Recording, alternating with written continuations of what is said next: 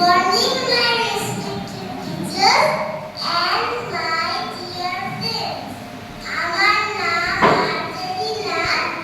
আমি একটি আবৃত্তি করব মিথ্যে কথা। কবি শঙ্কর ঘোষ। লোকে আমায় ভালোই বলে, দিব্যি চলচ্চিত্র। দোষের মধ্যে একটু নাকি মিথ্যে কথা কই।